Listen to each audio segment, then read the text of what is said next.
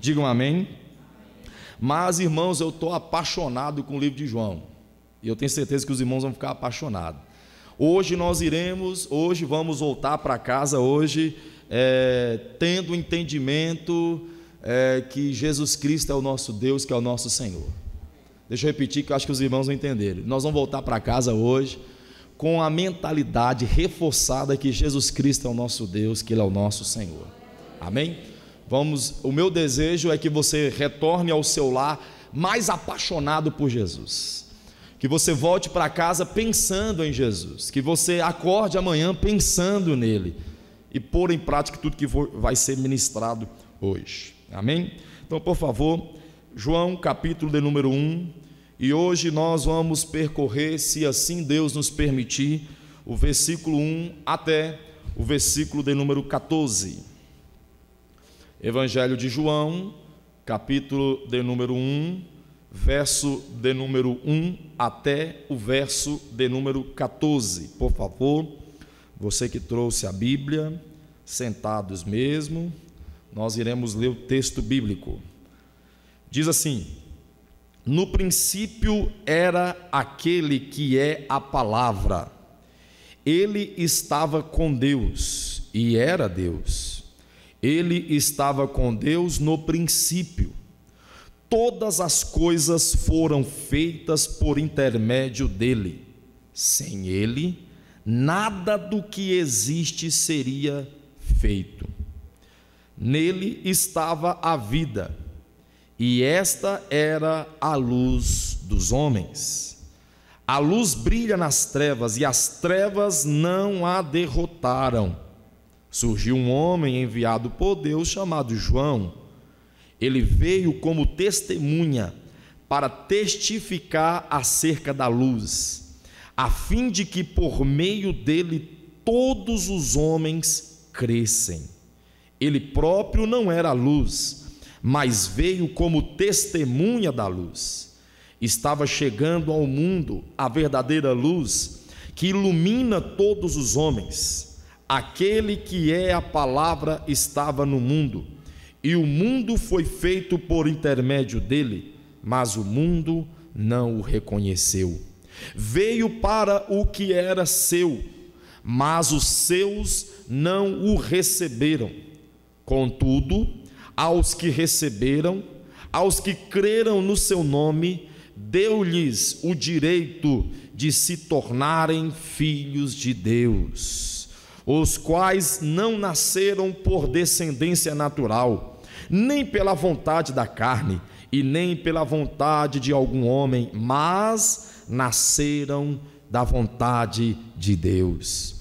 Aquele que é a palavra tornou-se carne, viveu entre nós, vimos a sua glória, a glória como do unigênito Filho do Pai, cheio de graça e de verdade. Glória a Deus. Digam amém. Curve a sua cabeça. Vamos orar. Senhor Deus, glorificamos a Ti, Pai. Glorificamos porque a Tua palavra foi lida, e muito mais do que lida, a Tua palavra será ministrada aos nossos corações. E para que esta palavra venha ter valia, Deus, o nosso coração, ele deve ser um coração preparado, ele deve ser um coração disposto, ele deve ser um coração, como diz a Bíblia, como uma terra fértil.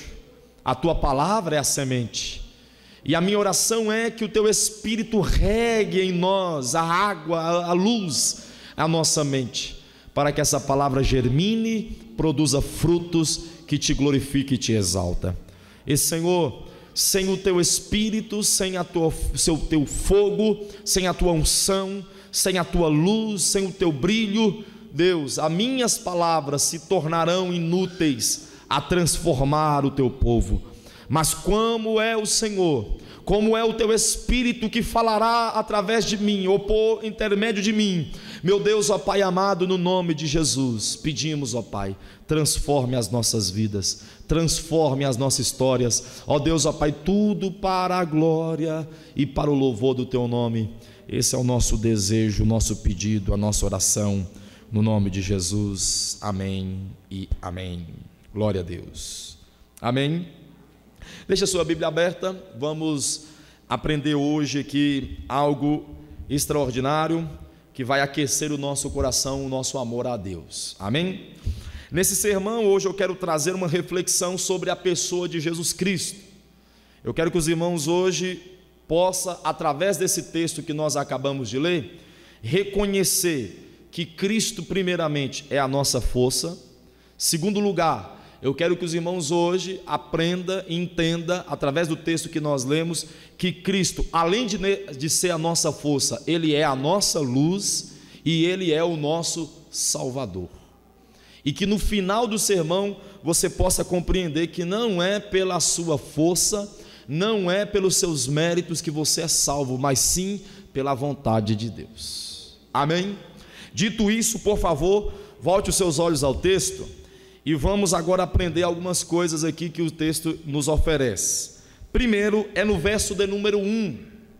Veja o que João escreve dizendo assim, no princípio era o verbo. Na minha tradução está a palavra. E ele continua dizendo assim: e o verbo estava com Deus, e o verbo era Deus. Vou ler mais uma vez. No princípio era o verbo, e o verbo estava com Deus, e o verbo era Deus.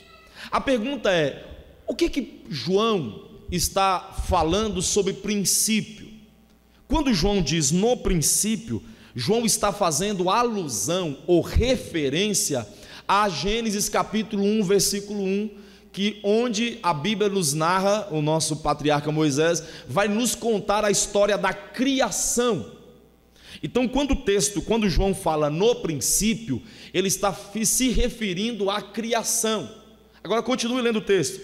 Ele diz assim, no princípio era o verbo. O que João está dizendo aqui? Primeiro, João está chamando Jesus de verbo. O que é ser verbo? A palavra verbo, ela significa palavra, no grego logos. Então João está chamando Jesus de a palavra. João está chamando Jesus de o Criador.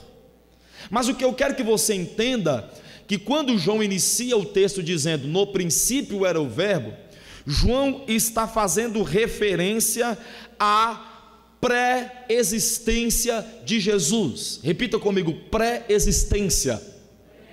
O que é pré-existência? Pré-existência é um termo teológico para se referir à existência de Jesus antes dele nascer. Antes de Jesus nascer, ele já existia, ou seja, ele já pré-existia. Quando eu me refiro a mim, quando eu refiro a você, nós não tivemos pré-existência. Nós existimos ali na concepção, quando nós fomos ao ventre da nossa mãe, foi ali que nós existimos. Jesus não. Jesus, antes de ser concebido ao ventre de Maria, ele já existia. É por isso que João chama ele, inicia dizendo: no princípio era o verbo, fazendo referência à sua pré-existência. O apóstolo Paulo também fez referência a isso em Colossenses capítulo 1, versículo 17. Paulo diz assim: e ele quem? Jesus, é antes de todas as coisas, e todas as coisas existem a partir dele. Então veja que João e Paulo estão dizendo sobre a pré-existência de Cristo. E quando ele fala sobre a pré-existência, quando João se refere à pré-existência, quando Paulo fala da pré-existência, que Jesus existiu antes de nascer, antes do mundo ser criado, Jesus já existia, eles não estão falando, eles não estão trazendo ensinamentos sem fundamento, eles não estão inventando uma história aqui, eles estão falando de algo que eles conheciam com propriedade. Por quê? Porque o próprio Jesus Cristo já referia-se à sua própria pré-existente. O próprio Cristo se referiu como pré-existente. Lá em João capítulo número 8, no versículo 56, Jesus ele está tendo uma conversa com alguns judeus. E quando Jesus estava tendo uma conversa com os judeus, Jesus vai dizer assim: olha, Abraão, ele desejava ver a minha glorificação, e de fato me viu quando ele creu, isso lhe foi imputado por justiça. Quando os judeus ouviram Jesus dizendo que Abraão desejava ver ele, os judeus começaram a indagar: peraí, como que você diz que Abraão queria te ver, sendo que você não tem nem 50 anos de idade? Capítulo 8, verso 57. Eles perguntam: como pode? Você vem aqui, não tem nem 50 anos de idade, e está querendo me dizer que Abraão desejava te ver? No verso 58 do capítulo 8, Jesus responde assim: olha, escute o que eu te digo, antes que Abraão existisse, eu sou. O que ele estava dizendo? Ele estava dizendo assim: ó, antes de Abraão vir a nascer, eu já existia, eu já era Deus, eu já era eu já existia, na pré-existência eu estava vivo. Digam amém.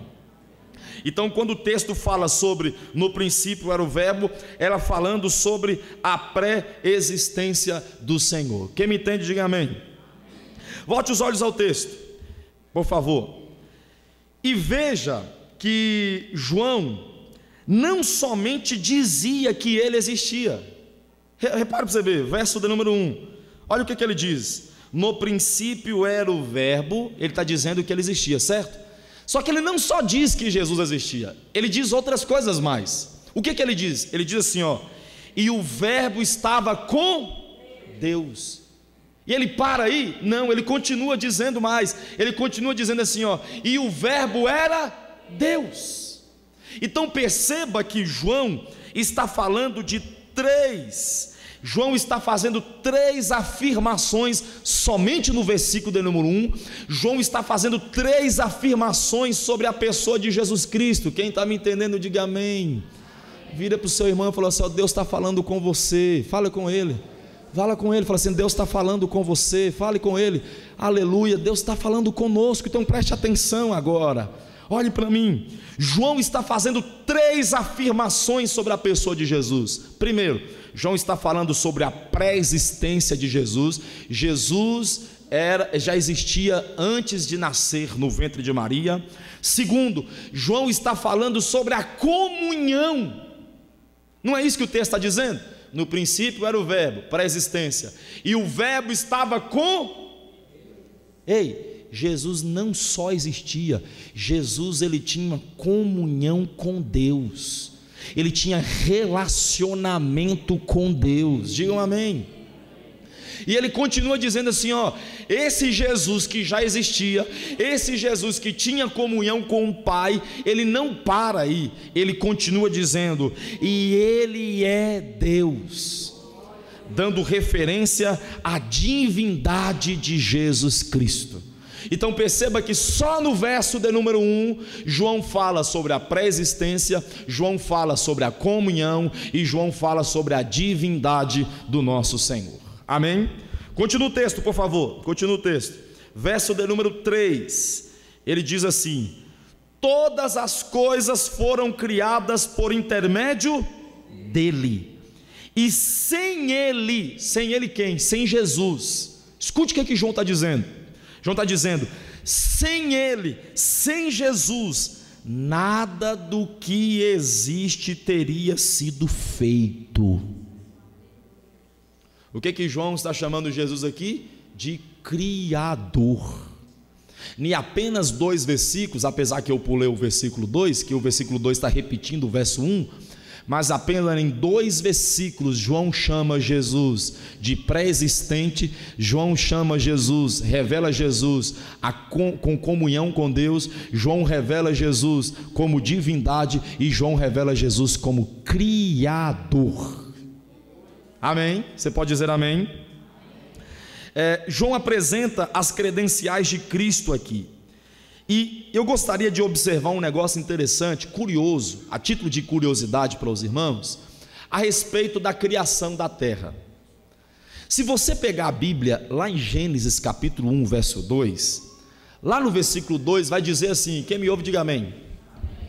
O versículo 2, Moisés vai escrever falando como foi a criação do mundo, e no versículo 2 ele vai dizer assim, no versículo 1, no princípio criou Deus os céus e a terra, e o Espírito de Deus pairava sobre a face das águas, certo? Verso 1. No verso 2, e a terra era sem forma e vazia. Então o que Deus tinha que fazer? A terra era sem forma e a terra era vazia. Duas características da terra naquele momento, do mundo naquele momento, da existência naquele momento: sem forma e vazia. O que ele teria que fazer? A primeira coisa, ele teria que dar forma. E a segunda coisa, já que era vazia, ela tinha que preencher esta forma. E é exatamente isso que acontece quando você lê os outros versículos. Por exemplo, no verso de número 3, ele dá luz, ele coloca luz na terra, dando forma a ela, ele coloca luz. No verso de número 6, ele abre um espaço. O que ele está fazendo aqui? Dando forma. Não era sem forma? Ele está dando forma. No verso de número 9, ele cria uma terra. Então veja, verso de número 3, ele coloca luz. Verso de número 6, ele faz os espaços, as galáxias. Depois, no verso de número 9, ele faz a terra. Ele fez o quê? Ele criou forma. O mundo não tinha forma, ele dá uma forma. O planeta Terra agora está pronto, só que agora precisa preencher. Ela não estava sem forma, agora tem forma. Ela estava vazia, ele vai preencher ela. E com o que ele preenche? Verso 14, ele preenche com luminares, colocando as estrelas, colocando a lua, colocando o sol. Depois ele preenche com os animais aquáticos. Verso 20, ele faz surgir os animais aquáticos e faz surgir as aves dos céus. E no verso de número 24 e 26, ele cria os animais terrestres e cria o homem. Agora a terra não é mais sem forma e nem vazia, pelo contrário, ela tem uma forma, ela tem uma estrutura e ela está cheia de seres viventes dentro dela. Só que eu quero que você entenda que tudo isso que eu acabei de falar foi tudo absolutamente orquestrado, um por um, pela própria mão de Jesus Cristo. Jesus Cristo criou tudo, Cristo formou todas as coisas. Tudo que você vê, tudo que você enxerga, tudo que você contempla, até mesmo aquilo que você não vê, como por exemplo o vento, o amor, os sentimentos, tudo, absolutamente tudo, religiosamente tudo, foi criado pelo poder de Cristo, pelo poder da palavra, pelo poder do Verbo de Deus, que é Jesus Cristo, o nosso Salvador. Veja comigo o que está escrito em Provérbios capítulo 8, verso 27. Não precisa você abrir, eu vou ler para você, para nós ganharmos tempo. Provérbios capítulo 8, verso de número 27. Quando eu estiver lendo, você vai pensando em Jesus, amém? Pode ser? Amém? Eu vou lendo e você vai pensando em Jesus. Olha o que está escrito: quando ele estabeleceu os céus, eu estava lá. Quem é eu aqui? Jesus. Quando traçou os horizontes sobre a superfície do abismo, quando colocou as nuvens em cima e estabeleceu as fontes do abismo, quando determinou as fronteiras do mar, para que as águas não violassem as suas ordens, quando marcou o limite dos alicerces da terra, eu estava lá. Eu era o seu arquiteto, dia e dia eu era o seu prazer e ele alegrava-me continuamente em sua presença. O que esse texto está revelando? Esse texto está revelando a pessoa de Jesus Cristo na criação de todas as coisas. Meu irmão, Jesus Cristo é o Criador de tudo que nós temos e que nós somos. A Ele seja dada toda a honra e toda a glória ao nosso Criador. Amém? E é isso que João está revelando aqui, Jesus Cristo como nosso grande Criador. Mas a pergunta é, escute bem, olhe para mim, a pergunta é, por que Jesus criou a terra? Por que Ele criou o mundo? Por que ele criou aquilo que estava sem forma e vazia? Ele deu forma, ele preencheu com os animais, com os seres viventes, com a relva, com a fauna, a flora, os bichos, com o homem, aquilo que estava vazio. Por que ele fez isso? Por que ele criou os céus e a terra, que estava sem forma e vazia, e deu forma e preencheu ela?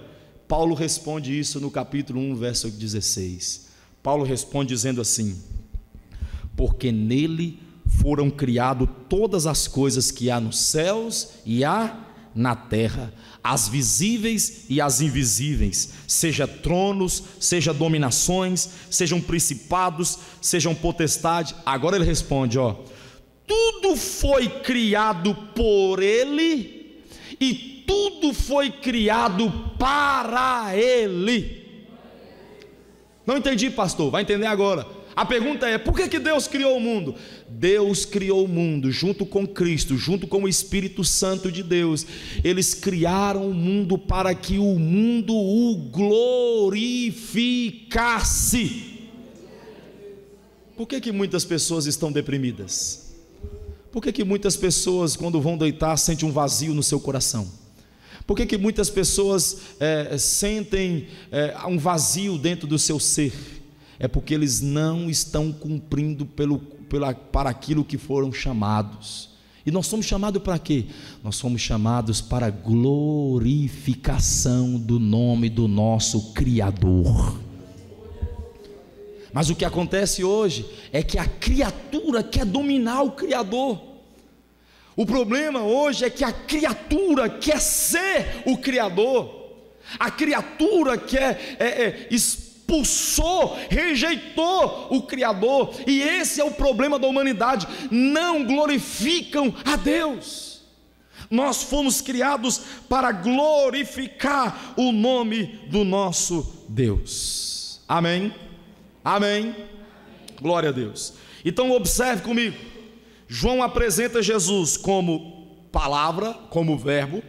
João apresenta Jesus como Deus. João apresenta Jesus como Criador. Agora no verso 4, João vai apresentar Jesus agora de outra forma. Perceba que João vai apresentar Jesus diferente. Verso 4, leia comigo. Nele estava a vida, e este era o quê? A luz dos homens. Então veja que João está chamando Jesus de verbo, João está chamando Jesus de Deus, João está chamando Jesus de Criador. Agora João está chamando Jesus de a luz dos homens. Digam amém. A partir do verso de número 5, João ele vai apresentar duas características desta luz. Quantas características? Duas características desta luz. Como é esta luz? João vai apresentar para nós duas características. A primeira característica está no verso de número 5. Leia comigo, verso 5. A luz brilha nas trevas, e as trevas não a derrotaram.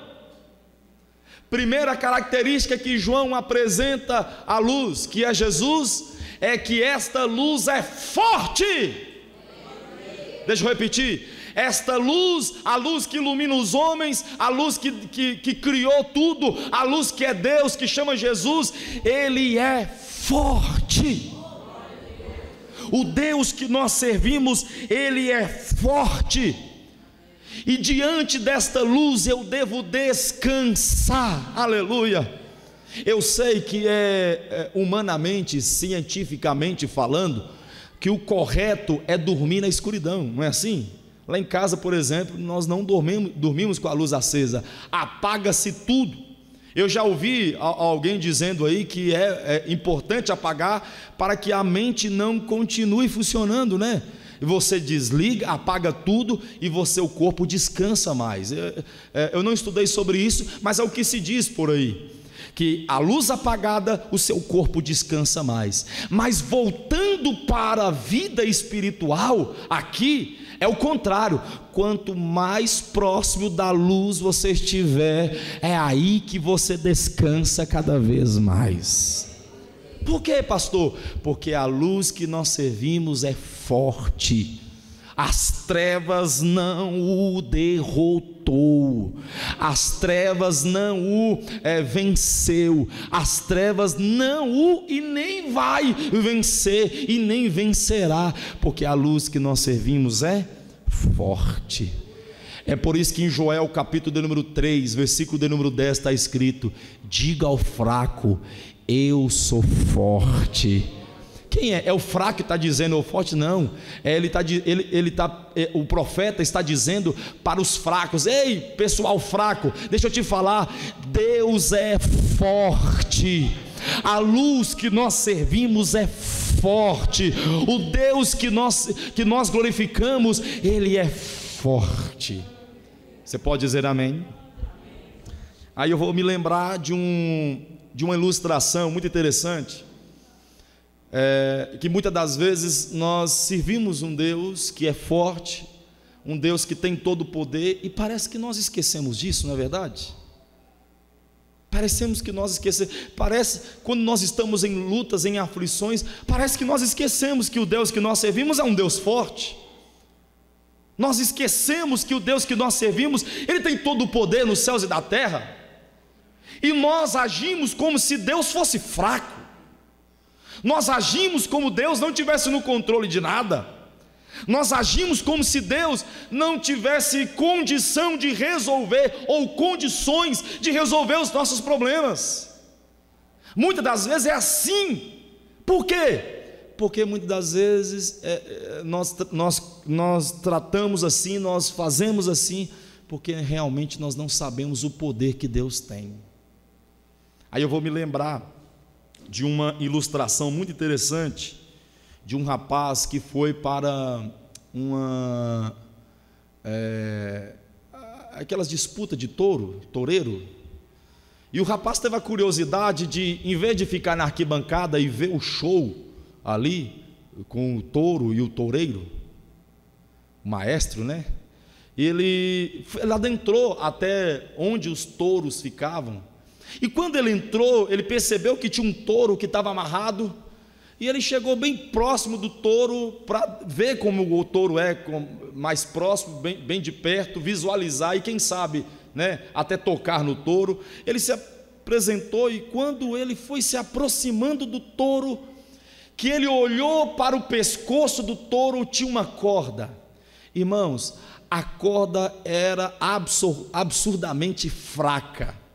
A corda era quase que uma liga, era fina, era fraca. Se o touro cismasse de empurrar, pouca pressão que ele fizesse, a corda se arrebentaria, como diz o ditado, torava no meio, ele arrancava, ele vinha com tudo para cima dele.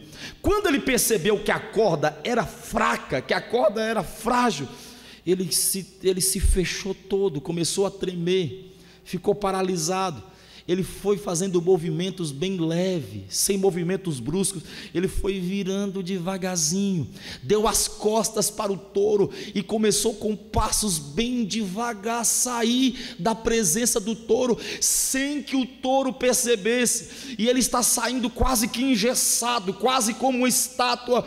Quando ele já está quase saindo, ele se depara com um velhinho que tomava conta do touro, e o velhinho vira para ele e fala assim: o que foi que aconteceu? Ele disse assim: eu estou com medo. Ele: por quê? Olha o tamanho daquela corda, se o touro vir para cima de nós, ele arrebenta aquela corda com maior facilidade. E aquele velhinho que tomava conta do touro falou assim: riu dele e falou assim: calma, pode ficar calmo. Ele: por quê? Porque o touro não arrebenta a corda, porque ele não sabe a força que a corda tem.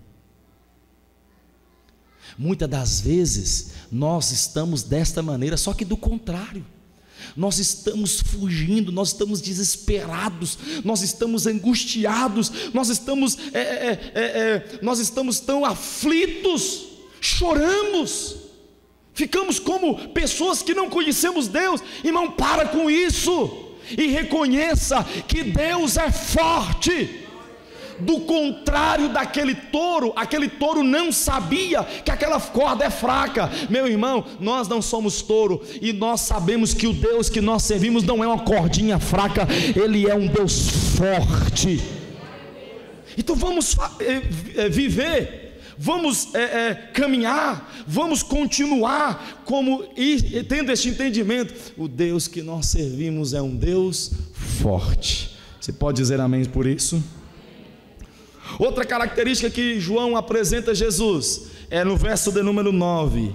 Ele diz assim: estava chegando ao mundo a verdadeira luz. Você pode dizer amém?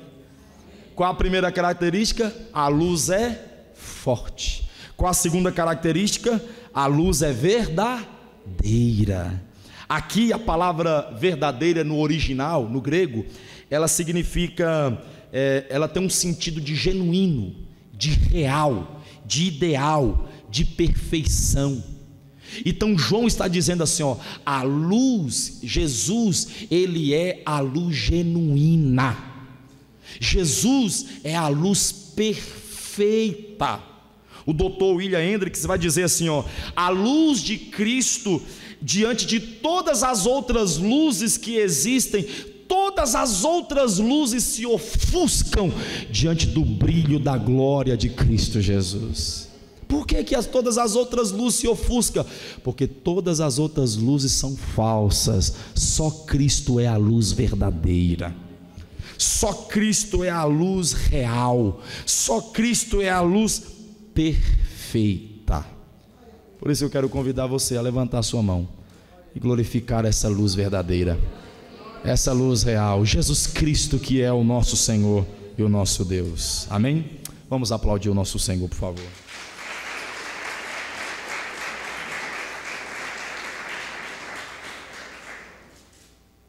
Agora olha para mim.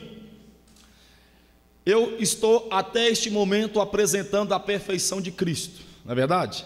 Apresentei Cristo como verbo, apresentei Cristo como Deus, apresentei Cristo como comunhão com Deus, apresentei Cristo como Criador, apresentei Cristo como luz, a luz verdadeira, a luz forte. Até então eu estou exaltando a santidade de Deus, a santidade de Cristo, o poderio de Cristo e a glória de Cristo. Neste momento eu dou uma pausa em exaltar a glória de Cristo e quero revelar aos irmãos, lógico, à luz do texto que nós lemos, agora a condição do homem. Ei, olhe para mim, o que o homem fez quando esta luz apareceu? Qual foi a atitude do homem? O que o homem fez quando Deus se revelou à luz? Quando Ele apresentou a luz? Quando Jesus Cristo veio como luz, a luz dos homens? O que os homens fizeram? Qual foi a atitude dos homens? Vamos lá? Primeiro, verso da número 5, volte para o verso 5. Verso 5. O que os homens fizeram quando a luz apareceu? Primeiro lugar, verso da número 5. A luz brilha nas trevas, e as trevas não a derrotaram. Derrotaram? Então parece que houve aqui uma luta, não parece? Não parece que houve aqui uma espécie de guerra, posso assim dizer? Não parece que as trevas se levantou contra a luz? Só que a luz é tão forte, que as trevas o quê? Perderam. O que isso significa? Isso significa que quando Cristo se revelou ao homem, quando Cristo se revelou ao mundo, o mundo quis lutar contra Deus. O mundo se levantou para criar lutas, para derrotar Deus. E se nós olharmos hoje para mim, hoje para você e para a sua vida, você vai perceber que isso é verdade.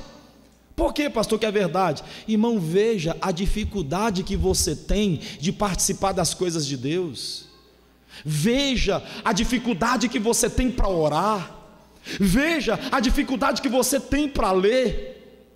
E é perigoso eu não errar quando eu dizer que existem pessoas que aqui estão, que não pegou na Bíblia fora da igreja esse ano. É perigoso eu não errar ao afirmar tal coisa, Por que é tão difícil orar? Por que é tão difícil jejuar? Por que é tão difícil servir a Deus? Porque o nosso corpo está numa luta diária contra esta luz. O nosso corpo não deseja Deus. E por que é tão fácil ir para a casa do irmão, reunir e fazer um churrasco? Por que é tão fácil fazer aquilo que nos diverte? Por que é tão fácil ficar horas e horas no Netflix?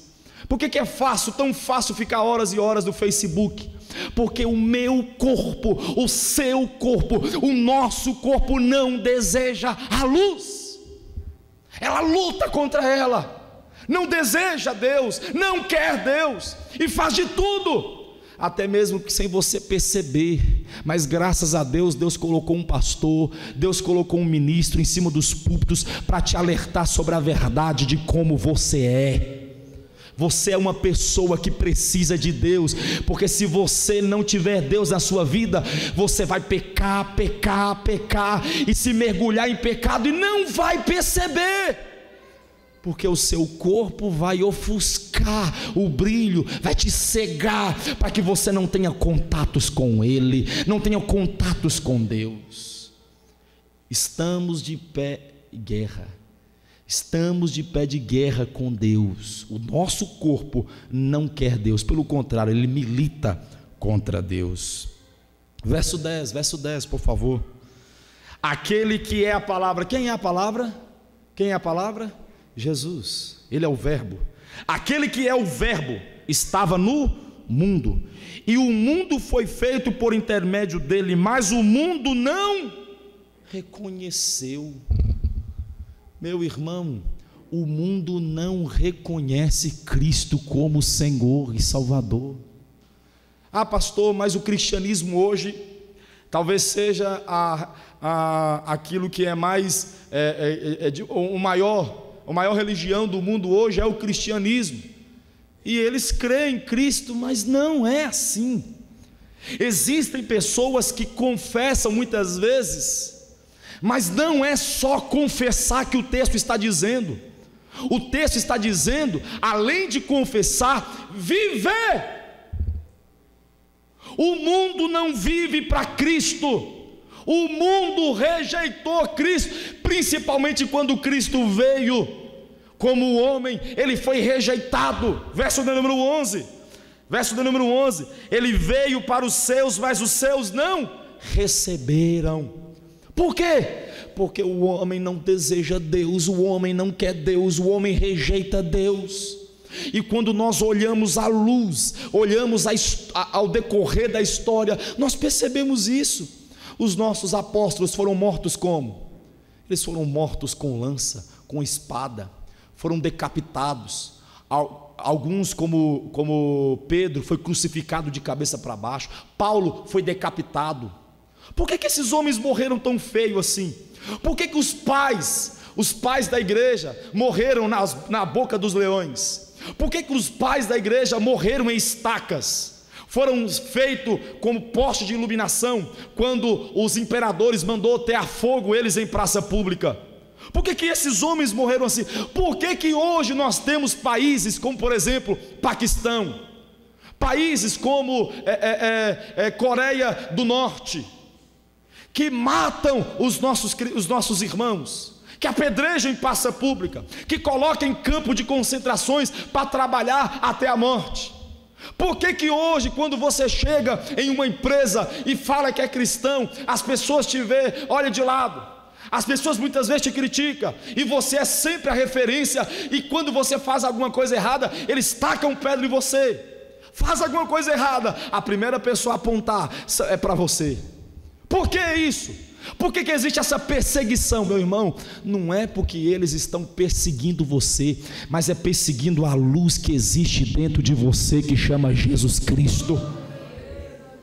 O homem levanta, o homem não deseja, o homem não quer, o homem é imperfeito, o homem é mau, o homem é enganoso.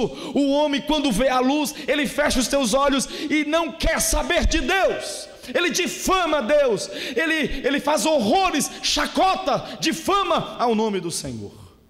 É isso que nós somos. é desse jeito que eu sou, é desse jeito que você é. Mas graças a Deus que Jesus Cristo é misericordioso. Deixa eu repetir para você glorificar, que parece que você não gostou. Graças a Deus, Jesus Cristo é misericordioso. Eu vou te mostrar a misericórdia de Deus agora, quer ver?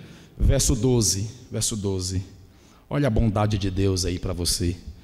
Diz assim: contudo, aos que receberam, aos que creram no seu nome, deu-lhes o direito de se tornarem filhos de...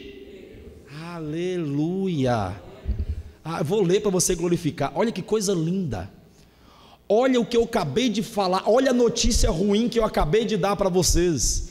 Vocês, nós somos pecadores, não queremos Deus, o nosso corpo rejeita Deus, nós inclinamos mais para o pecado do que para a santidade. Fazer coisas para Deus, trabalhar para Deus, muitas das vezes é penoso para nós. Mas olha, com tanta maldade que temos, que somos, Deus é misericordioso. E o que Ele fez?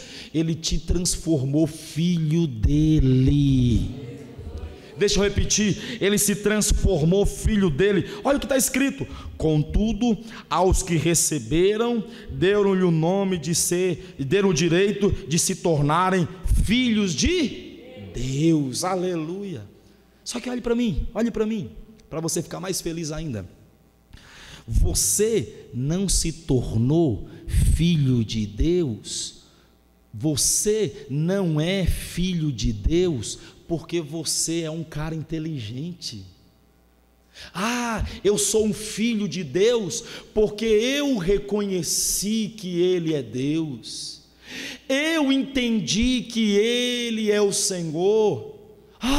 Eu sou filho de Deus porque os meus pais me ensinaram, porque alguém me mostrou. Não, você não se tornou filho de Deus porque eu criei nele, eu creio nele e por isso sou filho de Deus. Não, olhe para mim, você é filho de Deus por causa do verso 13. Olha o que está escrito no verso 13: aos quais não nasceram por descendência natural, nem pela vontade da carne, nem pela vontade de homem algum, mas vocês nasceram pela vontade de Deus.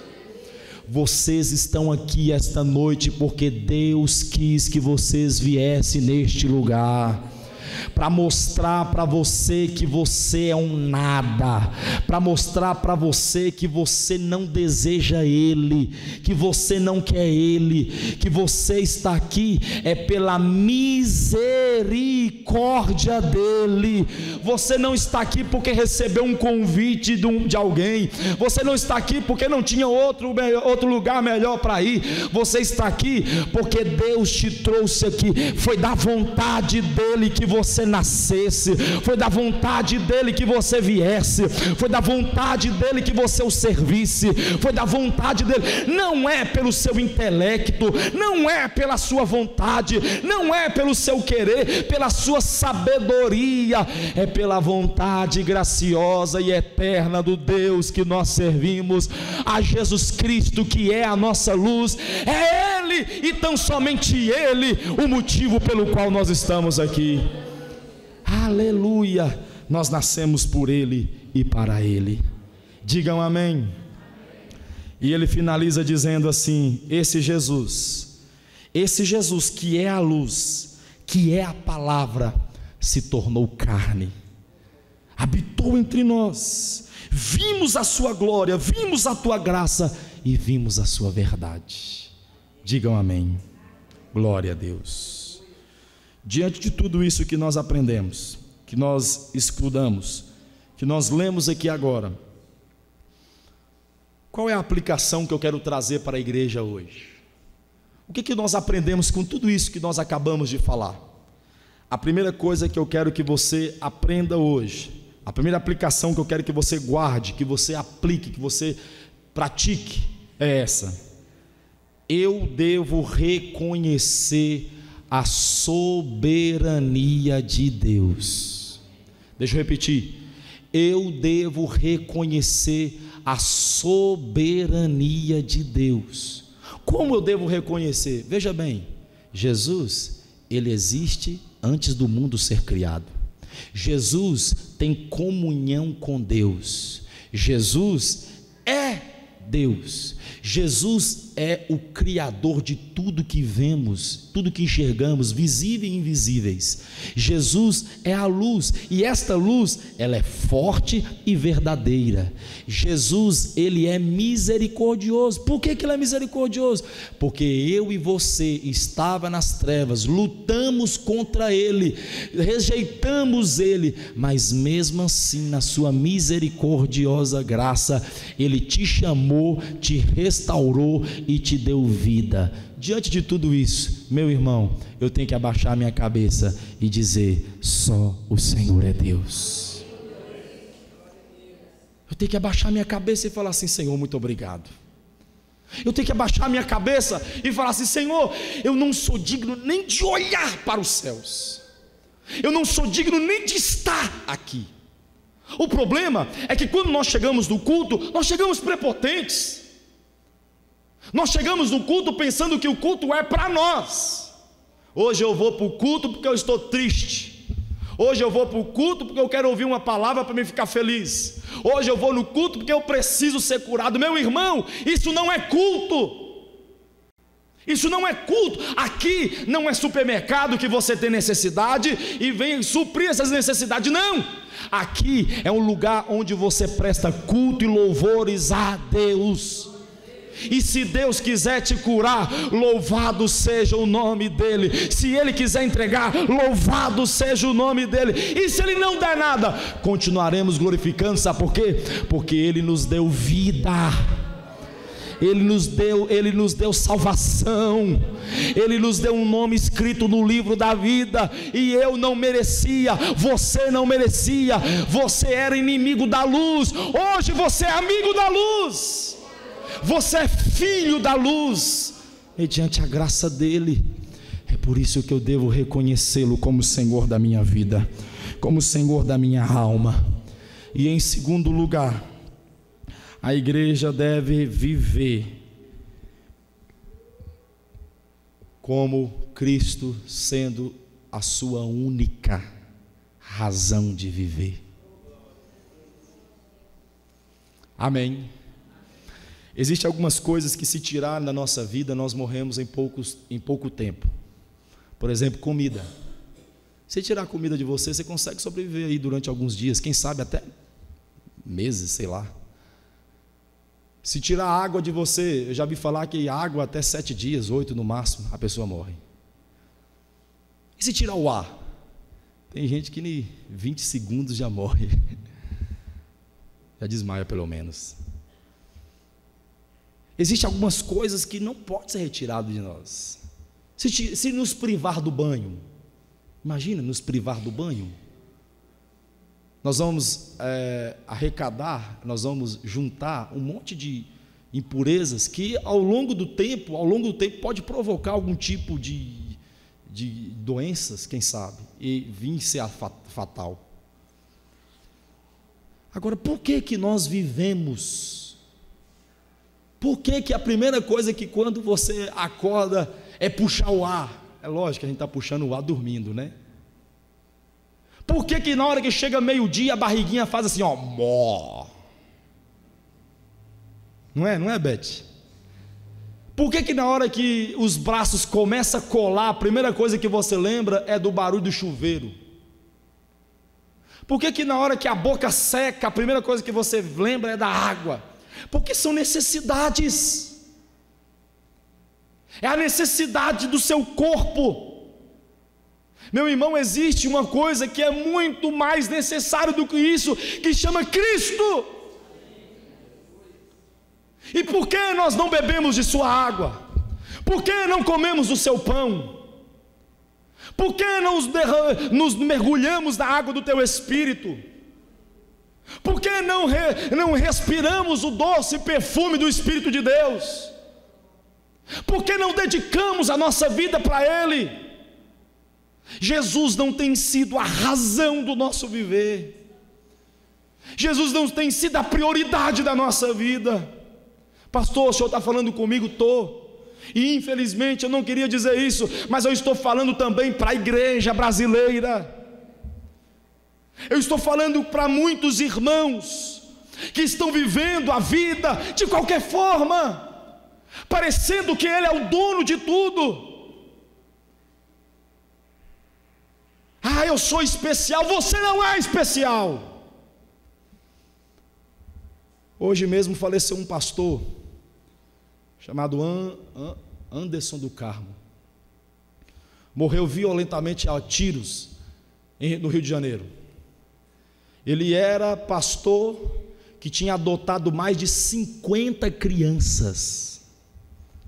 Tinha um trabalho evangelístico fenomenal. A sua esposa, alguma coisa de Lis, Flor de Lis, era vereadora, alguma coisa, e fazia um trabalho excepcional no Rio de Janeiro. Hoje, eu fui na madrugada de hoje, ele foi assaltado e morto brutalmente. Pastor, imensa, igreja imensa, morreu, e para a glória de Jesus está nos braços do Senhor. Que é isso, pastor? O que o senhor está falando? Eu estou falando que você não é dono da sua vida. Então viva como Cristo ser a única razão da sua existência. Viva como que Cristo fosse a única coisa para você se apegar, porque de fato não é viver se Ele é a única coisa que eu devo me apegar. Ele é a única razão, Ele é o único caminho, Ele é a única verdade, Ele é o Verbo, Ele é o Criador, Ele é o Senhor, Ele é Deus misericordioso e gracioso. Vamos mudar os nossos conceitos, vamos mudar o nosso foco, vamos mudar a nossa prioridade, vamos levantar como igreja viva, vamos levantar como uma igreja vívida, vamos levantarmos como uma igreja que glorifica, que prioriza, que tem Deus em primeiro lugar, e pararmos de sermos bebês chorões, que ficamos chorando por qualquer coisa, qualquer dificuldade que aparece na nossa frente, reclamamos de qualquer coisa que vem aparecer no nosso caminho, porque qualquer coisa está pensando em abandonar Cristo. Meu irmão, em vez de abandonar Cristo, abandone o seu respirar. Não vou mais respirar, abandona. Não vou mais comer, abandone. Eu quero ver se você vive. E por que eu vou abandonar Cristo se Ele é a primazia de tudo, a razão do nosso viver? Cristo é o Senhor, e eu tenho que viver como se Ele fosse a única razão. Eu tenho que viver como Ele fosse o único motivo da minha existência. Curva a sua cabeça.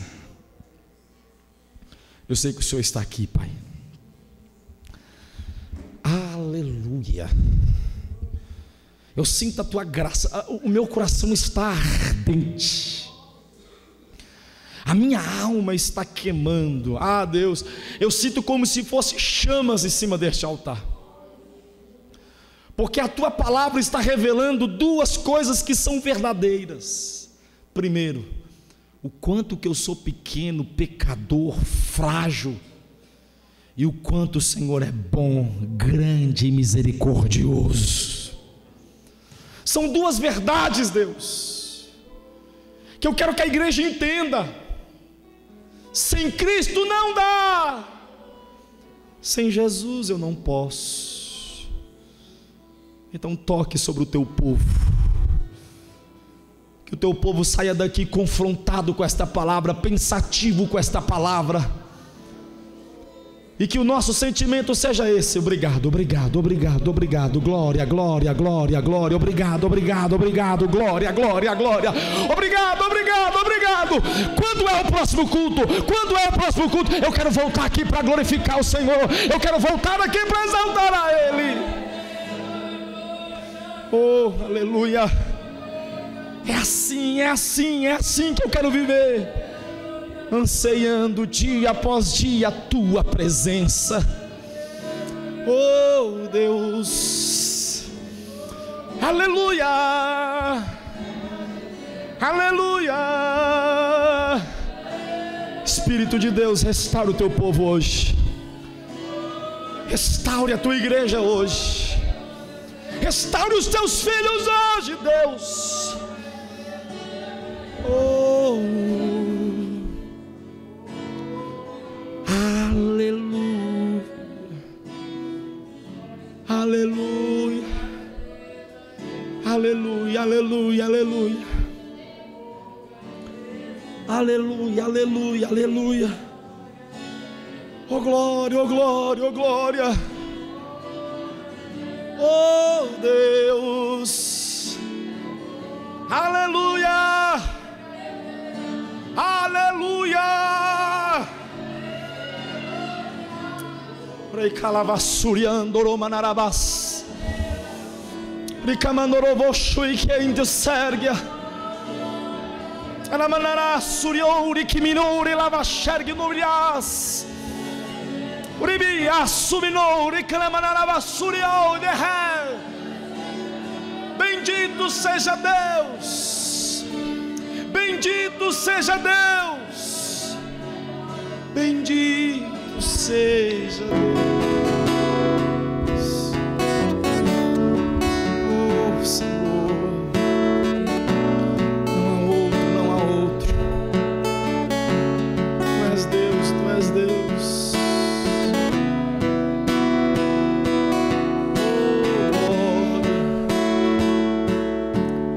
Santo é o nome do Senhor, santo é Jesus. Nós te amamos, Senhor. Nos ensina a viver desta forma, Senhor. Nos ensina a viver assim, Deus. Eu preciso do Senhor, eu preciso do Senhor.